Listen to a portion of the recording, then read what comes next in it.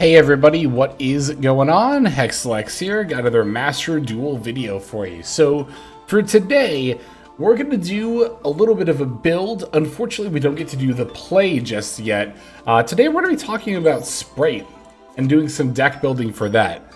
Now the time that I'm recording this is actually a little bit more than a week than the card is going to get unhit. It's currently the 23rd is the date that I'm recording this, but I have a lot of thoughts about how Spright could and should be built moving forward now that the deck is essentially at full power here in Master Duel. The Spright archetype for the first time in Master Duel is completely unlimited.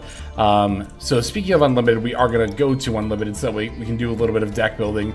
It is before the ban list as mentioned, but as you can see, I've already crafted my third copy of Spright Blue among other cards, but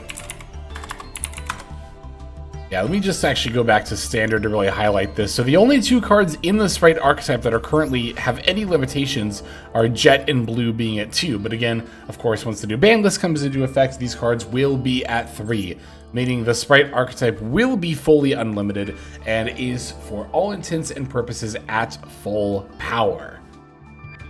So, what does a Spright core look like? This is, I think, not just in terms of Spright, but like any deck that I build, always where I like to start. What is my core? What is my central archetype slash strategy, and what do I need to execute that? For Spright, it's of course going to be 3 Jet, 3 Blue. It's going to be 3 Starter as well. 2 Elf, 2 Gigantic, 1 Sprint, and at least 1 of each Red and Carrot. Now, I will tack 1 more card onto the Spright core, but it's not a definitive card. I think you need at least 1 more Spright spell or trap card. Now, there are 3 other ones here within the archetype. We have Spright Gamma Burst, Spright Smashers, and of course, Spright Double Cross. Now, 2 of these cards serve a similar function, while the third has a different role. So we're going to talk about the one that's different first, which is Spright Gamma Burst. Gamma Burst gives all of your level rank and 2 monsters early on the field 1400 attack and defense till the end of the turn. It's also got a graveyard effect, but this card is often used to OTK with the first effect. So this graveyard effect really will come up, I think, literally 0.01% of games. I can think of literally 2 times off the top of my head where I've ever used this, but I'm sure it's been more than that. So Gamma Burst, as mentioned, is very useful for OTKing. It makes your board get up to 8,000 a lot more quickly than it might otherwise. Spright, of course, is a deck of mostly small monsters. Gigantic gets up to 32 if you use another Fusion Synchro Xyz Link monster as a material, which is not difficult to pull off. In fact, you do it for pretty much every combo line, using Sprint as a material, but Gamma Burst is just a really easy way to get lethal, sometimes even through a board. So I really like this card. I've been pretty up on it ever since I started trying it. And there's a decent shot that I'll include it. I think you could even argue for including Gamma Burst, not just instead of, but in addition to one of the other 2 cards, which are going to be more control-y options. Spright Smashers, we're going to be banishing a Spright card from our graveyard, and then banishing a level, rank, or link 2 monster we control, and 1 card the opponent controls. And then we have Spright Double Cross as the other option, which can attach a targeted monster. You can take basically any monster in your opponent's field or graveyard and quote-unquote steal it. You can do that by either attaching it under one of your Xyz monsters at its rank 2, taking control of it in a zone of one of your link 2 monsters, or if it's in the graveyard, special summoning it to a zone of your link 2 monster. Now, there's pros and cons to each of these. I don't think that one is clearly better than the other, like objectively speaking. Obviously, the big pro of Spright Smashers is that this card is 1 a quick play spell, so if you need to use it the same turn you search it up to out one of your opponent's cards, you can. Also, this card doesn't target. Non-targeted banishing is really good form of removal. The downside is that you have to banish one of your cards on a field. Now, that's not normally a huge downside. It's really easy to have an extra, like, just random level 2 monster in play, but it is still, you do still have to give up a body, which is worth noting. Now, Double Cross, the big pro is that you get to, take control of a card instead of just banishing it, which could very, very easily be a lot more useful. The downside here is that, well, if you want to attach a card specifically, you have to have the rank 2. And you also have to have a link zone open, which is not always going to be the case. In fact, going into your opponent's turn, your two zones that Elf points to are probably going to be occupied, typically by IP, Masquerena, and then one of your other cards you want to give target protection, right? It could be another Link monster, or it could be an Xyz or something like Red or Carrot. So, in that regard, you kind of have to play through some of your other disruptions and then use Double Cross first a lot of the time. It's a bit more of a nuanced drawback, but it is one that is notable. And for that reason, I typically don't like Double Cross as much as Smashers, but I don't know if I want to play both Smashers and Gamma Burst. I'll leave both of them in for now, but I could see myself cutting Smashers potentially. As mentioned before, I'm not saying Double Cross is a bad card, I don't think that at all. But I typically don't like playing it in my Sprite builds, personally. Okay, just thinking as I look at this. The big question for me right now is if I really want only one of each red and carrot. But also, I think that's a question that we'll have to answer a little bit later on, as we fill the deck out. Speaking of filling the deck out, let's go into our next archetype here, the Nimble engine. So, Beaver, also at 3. This card, again, of course, I'll just show you if we go back to Standard, is currently at 1, but has finally been freed. Finally. And the reason I say finally so much is that, beforehand, whether it was Nimble Sunfish or Nimble Musasabi, or I've even seen people play the Nimble Manta, beforehand you had to play these like really bad bricky monsters, which no archetype wants to do, in order to make full use of the Nimble Angler. But now we can play the Beaver, which is itself also a 1-card starter, which Sprite does not have a lot of, by the way. If we look at the cards in archetype, the monsters themselves are all extenders. The only 1-card starter is literally called Sprite Starter. In any case, we're going to jam 3 Nimble Beaver and 2 Nimble Angler. The reason you play 3 of this and 2 of this, well, you play 3 Beaver because, again, this is a 1-card starter. But we actually want to play 2 Angler for a couple of different reasons. One is if we open Nimble Beaver, we can normal summon it, special summon one of our 2 Anglers from deck, link into Sprint dump the second Angler, and then special summon the other 2 Beavers from deck. I misspoke in the banlist video. I made a comment about this as well, which I think a lot of people saw, but I just want to clarify here too, that I misspoke in my banlist video and said that in order to get that kind of full value from the Nimble engine, you would still need to play another brick, but it's actually not true. 3 Beaver and 2 Angler is enough. Now you might be thinking, oh Hex, but what if you open one of your Anglers, right? Well, that's actually not that bad, because if you discard this card, you actually still get the effect if you discard it from your hand, right? It can be discarded as a cost. And a card that actually will discard that for cost is Opening of the Spirit Gates, rather. And of course, we are also going to want, in order to search it, the Dark Beckoning Beast. Now, these cards, if we go again to Standard, are semi-limited, and these are not coming to 3. These will continue to be at 2 moving forward. Same with, actually, while I'm thinking about it, Nightmare Throne, which we're also going to play 2 of. Now, this is where we start to get into engines that could be considered more optional for Sprite. You know what, actually, we're going to come back to these in just a moment, because this is more of a optional engine. I want to play the other engine that I think is going to be a little more mandatory, which is, of course, going to be our playset of Swap Frogs and the Ronin Totem in addition to it. And this will serve the point that I wanted to highlight anyway with Nimble Angler, which is that we do play a good amount of effects that can benefit from the Angler being sent from the hand to the graveyard. Swap Frog is one of them, and then, of course, Beckoning Beast into Gates is another way to do it, with the Nightmare Throne to search. So here we're at 28 pieces of engine. At this point, I think the deck has to be all non-engine, i.e. hand traps, call by, cross out, from here on out.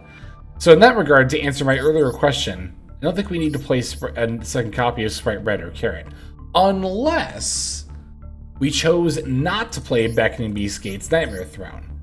That would open up 6 slots, and I do think this engine is a little bit more optional. But why is that? Why is the Swap Frog engine and the Nimble engine better than the Beckoning Beast engine? Well, the Nimble engine, I already explained it before, not only contains 1-card starters, but also with Sprint gets extra value. So I think it's a given that we play this every single time, these 5 Nimble cards. With Swap Frog, the thing that really sets it apart from other level 2 engines in Sprite is actually going to be how it plays off of Gigantic Sprite. See, when Swap Frog was at 1, and unfortunately not worth playing at that point, you would kind of run into this issue sometimes where if you opened like Blue and Jet, you kind of didn't really have anything super great to summon off of Gigantic Sprite. That's actually why a lot of builds played Hero Kid, which, by the way, you never play this card moving forward. This card's not like awful in Heroes, but all of the other aforementioned engines are just much better. But if you were ever wondering why Sprite was playing Hero Kid for a time, it's because of not having a good other target besides something like Blue or Jet in order to go into off of the Gigantic. Swap Frog gets its effect whether it's normal or special summoned. Beckoning Beast does not. That's why Beckoning Beast isn't great to summon off of Gigantic Sprite. If you special summon it, you don't get to search at Gates, which is kind of the whole point of playing Beckoning Beast. So that's why I consider this to be more of an optional engine as opposed to something like Swap Frog or the Nimbles. Now with the Nimbles, yes, Beaver only gets its effect when normal summoned, so this is not a great summon off of Gigantic, but again, the Nimble engine plays off of Sprint, another Sprite extra deck monster, so it's in here for that reason. That said, I do want to keep the Beckoning Beast engine in for now, because it represents a lot more 1-card starters. 6 more, in fact. The whole engine is 1-card starters. Although I will say Gates is only a 1-card starter, 1.5 technically, if you are playing a Salamangreat Almirage. The way to do that, by the way, is if you open Gates and 4 non-engine, like let's say you open Gates plus 4 hand traps, the way to go full Sprite combo from there is to activate Gates, use the effect to normal summon Dark Beckoning Beast, or to add Beckoning Beast rather, then normal summon, add the second Gates, then Gates effect, pitch the Gates you added, after linking Almirage, into Almirage, then you bring back the Beckoning Beast, now you have Beckoning Beast plus Almirage, and then you link them into Sprend, dump Angler, boom, you're off to the races. So, without the Beckoning Beast engine, we have Swap Frog is actually a 1-card starter, also off of Almirage. You normal summon Swap Frog, dump Ronin Totem, link Swap Frog into Almirage, then Ronin F, banish the Swap Frog, and then you have Ronin plus Almirage, link into Sprint dump Angler, summon 2 bodies. Again, you're off to the races. So yeah, Almirage I think is definitely required for that reason. So without the Beckoning Beast engine, we're playing 1, 2, 3, 4, 5, 6, 7, 8, 9, 10, 11, 12, 13, 14, 15. Or that's with. I said without. Sorry, I meant with. With the Beckoning Beast engine, we have 15 1-card starters. Without, it's 9. So I think we definitely play this engine for 2 reasons. 1, 9 1-card starters is not quite enough. I think for like modern competitive Yu-Gi-Oh! If you really want to try to make your deck the best it can be, I think you are going to need somewhere in the territory of at least 12 1-card starters. Well, okay, that actually might be setting your standards a little bit high. I think at least 10, right? So I think 9 is still a little bit low. But 15 is not only an excessive amount, which is a good thing when it comes to one-card starters, but by having 15 one-card starters, it's going to make going over 40 a lot easier, which I definitely think we are going to end up doing, because I want to have at least 12 hand traps, plus call-bys and cross-out, which that would put us at 43 cards. Which I think is also fine, because we also have stuff here we're not super trying to open, right? Like, we really don't want to open Gambursts or Smashers because of how searchable they are. So that's 2 cards right there. Angler, although it's not horrible to open because of Swap Frog and Gates, we still really would rather not open. So I think that's also, you know, that definitely counts. So that's 4 cards right there we're not really trying to open every single time. And then Ronin Toad, of course, as well, we're not trying to open at all. So that's 5. With at least 5 cards that we'd really rather not open every single time, I think that's definitely enough. Plus, you could even make an argument for, like, Gates kind of counts. Because although this is a 1-card starter, like, if you open Nightmare Throne plus Gates, or Beckoning Beast plus Gates, or Beckoning Beast plus Throne, it's a little redundant. You really don't want that at that point, but yeah. Okay, so yeah, I'm definitely fine going to at least 43. I might even go to 44, honestly. Okay, so call-bys and cross-out. That's going to put us at 31. And everything else that's going in the main deck at this point is going to be a hand trap. There is triple tactics talent. There is maybe a world where we play this as a 44th card. But although this card is good, here's the thing about Spright. Spright is naturally very good at playing through hand traps because of the fact that it's an archetype of extenders, right? Like, you'll notice when I went through the 1-card starters, Blue and Jet, although we play 3 of each of these, are actually not among those. That's because these cards are such wonderful extenders, and of course also part of our main combo line, that it's really easy for you to go like normal summon Nimble Beaver, and then they negate it, and then you go special summon Spright Blue, and then let's say they don't negate it. Now you can grab Jet and you have more bodies because Jet can also get starter. And then you go into Sprend. Oh, they negate that. Cool. You can still go, you know, starter and then Jet into more plays. Or let's say they do negate your blue. Cool. Now you just go Nimble Beaver plus blue into Sprend dump Angler, get 2 more bodies, and you full combo anyway. You know what? I do actually real quick want to address the Melfi in the room. Because this is something that I was kind of thinking about earlier that I only just now thought about now. Are we still playing the Melfi engine? Is it actually worth it?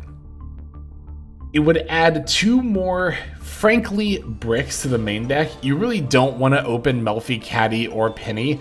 It's not the end of the world if you do open one of these Melfi cards, because particularly Caddy just adds, you know, any beast from deck to hand, so it can still search Nimble Beaver for a follow-up play.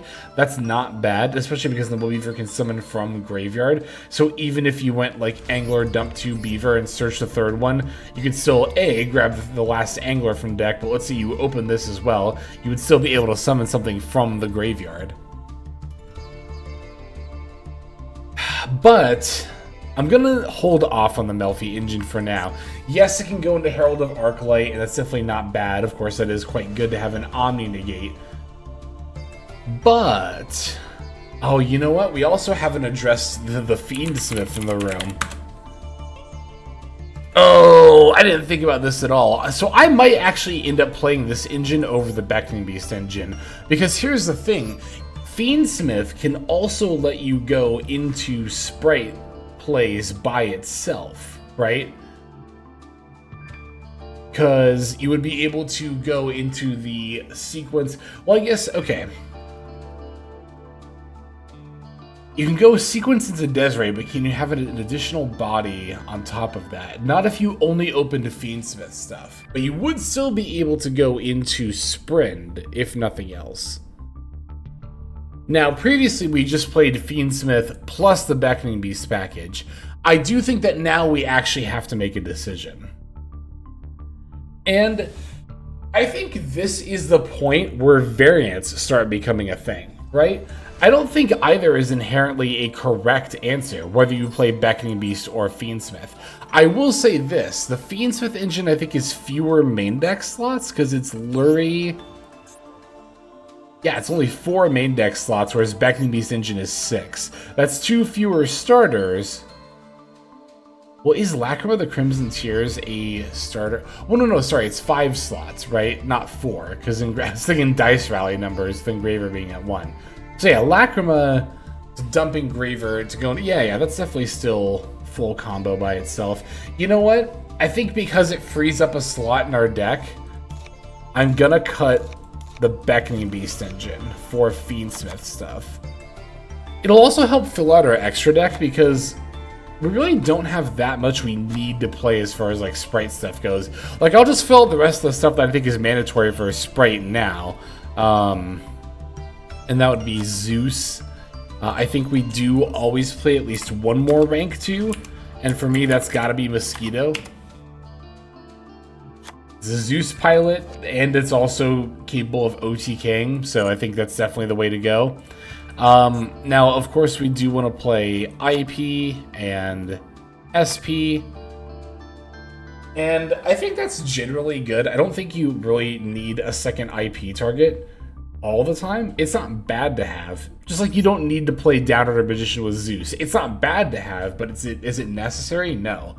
And I think that's all we have to play out of the Sprite extra deck. So if we're playing Fiendsmith stuff, what does that need as far as the extra deck go? I'll take Lacrima as well as Desiree. Even though I'd more often go into Desiree, I think I need Fiendsmith's Lacrima for if I'm going into like Sprite combo off of Fiendsmith stuff. Because you would need an extra body. Well, not an extra body necessarily, but in that case, you're going to link off your 2 bodies anyway, and the extra body wouldn't hurt. But of course, we also want Moon and Requiem and Sequence, and that's 15. And I think that's fine. Yeah, okay. So the extra deck is filled out. We got the Sprite stuff. We got all the Fiendsmith stuff. And I think I am satisfied with playing Fiendsmith stuff over Beckoning Beast engine. So it's 1 less 1 card starter we decided, right? Because even if you open, like, obviously... Well, I guess Lurie would be the worst one to open, right? If you opened Lurie, you would go normal summon Fabled Lurie, link it into Requiem, Requiem into Lacrima, Lacrima dump Engraver, then you could Engraver F, put back Lurie, special itself, Lacrima plus Engraver into Sequence, Sequence for Fiendsmith's Lacrima, putting back, you would have 3, right? So it'd be, you'd want to put back Requiem plus, I don't know, Lacrima or Engraver. It doesn't really matter, because you would summon the other one with Fiendsmith's Lacrima, then you would go into Sprint, and then eventually you would just link off the other body into, you know, more plays. The only thing I'm a little worried about with this extra deck is I'm like, and without playing the Melfi engine in particular, is like, yeah, we go Elf, IP, and then what, like Red Carrot plus Ronin? And then that's like going to be our end board. I kind of feel like we should have at least 1 more extra deck monster. Like, I kind of want to play an Appaloosa here, because 1, Fiendsmith stuff could go into it, 2, IP could potentially go into it. Even if we're 2 locked on our turn, we could still end on like IP and SP, and then potentially go IP into Appaloosa. I really like that. Now, here's the issue. What are we going to cut? Because as we've established, pretty much everything is needed. I think Mosquito and or Zeus are actually the most cuttable cards here, and it would be Mosquito, I think, before Zeus. Because Gigantic into Zeus is definitely, I think, more of a relevant thing than Mosquito without Zeus. Like, yeah, Mosquito without Zeus can still OTK, but I think I go Gigantic into Zeus more often than I OTK with Mosquito. The other option is to potentially cut Moon of the Closed Heaven, which sounds really weird. I know that sounds really, really weird to not play this in a Fiendsmith deck, but hear me out. If we're getting any 2 bodies in a Sprite deck, at least one of them is going to be level 2, and then we can just go into Sprint in full combo. We don't need to pivot into Fiendsmith to be able to go off at that point, right? So I actually think that cutting Moon of the Closed Heaven for Appaloosa is right in exactly this Fiendsmith deck. Maybe. I still want to think about it for just one more moment. Now, there is the other option. We cut Fiendsmith stuff and we go back to Dark Beckoning Beast. That's still 1-card starters. Now, the problem with that is that Fiendsmith, even if you open it in addition to one of your other 1-card starters, represents Desiree, which represents Omni Negates. If you open a Beckoning Beast plus... Like, Beckoning Beast plus Nimble Beaver in particular is really not great to open. I'm really not trying to open those 2 cards together. Nimble Beaver plus Engraver or Tract is completely fine, right? Now, granted, Nimble Beaver plus exactly Lacrima or Lurie is going to be a little bit of an issue, but my point is that opening Nimble Beaver plus any of the 6 Beckoning Beast related cards is really not ideal, because you're going to have to give up on one of the 2 engines. Whereas, again, while it's true of Lurie and Lacrima, if you open 3 of the 5 Fiendsmith engine cards plus Nimble Beaver, then that's completely fine. And in fact, it's even good because you get to end on Desiree plus your full... Okay, so that saying that out loud to myself sells me that I think Fiendsmith is definitely the way to go here over Beckoning Beast engine. Yeah, I think it is.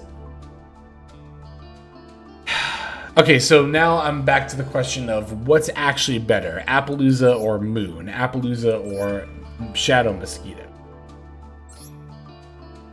I'm going to try cutting Moon. I'm going to experiment with this. We'll save this for now. Because again, you know, I'm looking at my deck here. And I again ask myself, if I have any 2 monsters out, what are the odds that one of them is not going to be level 2? It would pretty much be exactly Lacrima plus Engraver, which could then just go into sequence for Fiendsmith Lacrima, which goes into Sprint anyway, right? Like, yeah. I think Moon of Closed Heaven actually does nothing in this deck, which is not the most intuitive thing to figure out at you know, cursory glance, but I think that does end up being true. Now, here's another valid question. Is Appaloosa actually what we're going to play as our 15th slot? If we want another IP target, we could also play Underworld Goddess, but again, as mentioned, I think I like the idea of having the option to go into Appaloosa off of Fiendsmith engine instead of always going into Desiree. Even though I'm probably going to go into Desiree 9 times out of 10. The other thing, of course, like I mentioned before, is that sometimes we pop off so much in addition to Elf and IP we want to make another link to, and here at least we have the option to go Little Knight and then still IP into Appaloosa. I like this. Okay, I like this. And that just leaves hand traps, right? So we always play Maxi, we always play Ash Blossom, Callbite Crossroad already in here, yep. We always play those, yep, we always play these. So what's left? That's obviously only 5 hand traps. I said I wanted at least 7. So that'll put us at 42 cards, which is a number I really, really like for the main deck. Especially when you have as many 1-card starters as we do. Alright, so 7 more hand traps. I love Nib. Where is Nib? Right here. I love Nib. I think Nib is just really good in general. But also it is pretty good in this format too. It's really good against Primite Blue Eyes. It's really good against Snake Eye players who, punishing Snake Eye players who push way too hard and overcommit, which I swear is 90% of them, myself included a lot of the time. I mentioned before I really like Droll. I think I would like at least 2 of those. I think Droll is still very, very good in this meta. Ghost Ogre would not be bad. But do I want to consider other options first? I kind of want to, like, I could go like 2 and 2 on Valor and Imperm. Or I could even go like 1 Valor, 1 Ghost Ogre, 2 Imperm? Would not be an awful idea. A little bit of a nice variety for Crossout. Gamma? No, I think this deck commits too much to the board too early to be considered Gamma. It's a very good card, though. Fuelos is another consideration, but I don't think we necessarily have the room for it. Fuelos to me is a hand trap that's less about like how good it is and more if you have room for it. Well, I guess to be fair, it's do I have room for it because I want to play other better hand traps. So I guess it is about how good it is. Okay, never mind. Don't listen to me. Ignore me. Yeah, so like I said, I'm tempted to just go like this and hit the save button. And just to double check, that is 1, 2, 3, 4, 5, 6, 7, 8, 9, 10, 11, 12 hand traps. Okay. Which is, I think, the minimum I want for a deck like this, alongside 1, 2, 3, 4, 5, 6, 7, 8, 9, 10, 11, 12, 13, 14 one-card starters. And then we have one... This is now for cards we're not trying to open. It's 1, 2, 3, 4, 5, honestly, yeah. 6, 7. That's a lot. That is a lot of cards that we're not trying to open. That actually kind of makes me want to play a 43rd card. I don't have any hard and fast rules when it comes to like ratios. And Angler, now that we're playing fewer cards that discard because we don't have the gates, we want to open less often. So I think this is where we might bring in the triple tack. Or we could play another hand trap. I think I'd rather play triple tack. I think that's better variety. If I wanted to play another hand trap, I could cut Gamma Burst or Smashers. Oh, it'd be Smashers, like I mentioned before. I'd rather keep Gamma Burst. I might actually end up cutting this still. Because this is one of the cards we don't want to open. Yeah, I'm going to cut it. Alright, is this where we're going to end up? I think it is. I think that this is, for me, going to be one of the better ways to build Sprite. Now, like I said before, there are options. I think there is a huge argument to the Beckoning Beast engine. I made that argument a lot in this very video over Fiendsmith stuff. And I would not say that Fiendsmith stuff is 100% better. I personally think that it is better enough to edge out over Beckoning Beast. You could also play both engines. Now, at that point, you're looking at a deck that is either going to have a lot fewer hand traps or just be a lot bigger in general, but it is an option that you could potentially, if you wanted to play like a 60 card Sprite build, I think it would be quite consistent. I'm actually kind of thinking about that now. Like 18 cards, Beckoning Beast engine is 6, and that's 6 more one card starters. Play second red and carrot, that's like 8. That's at 50 cards, another 10. We definitely play more hand traps, at least like 5-ish more. So like that, I don't know. It just kind of built itself a little bit, but I'm gonna leave it like this. Now again, there is the extra deck. We're not playing Moon of the Closed Heaven. I think that is probably still gonna be the right choice, but if I hear a convincing argument in the comments below, I will definitely consider switching back. Yeah, I think this is where we're gonna keep our post-banless Sprite build for the time being. So yeah, we're already well over half an hour at this point. I think that's going to be definitely a good enough video for a more detailed build section of the build and play. Again, can't do the play part just yet at the time of recording this, but definitely look out on the channel. It should be pretty soon after this video goes up, the ban list will go live, and this is absolutely going to be the first post-banless deck I try. Again, barring any, like, people being like, you forgot this obvious thing in the comments below, it'll be this exact build card for card. So yeah, definitely give me your thoughts. I would love to hear from you, but I think for now that is going to do it. So thanks as always for watching. I really appreciate it, especially if you watch all the way to the end. As I always mention, that is one of the best ways to support smaller YouTube channels, including myself. So I really do thank you for that. But that'll do it for now. Let us move on to our outro.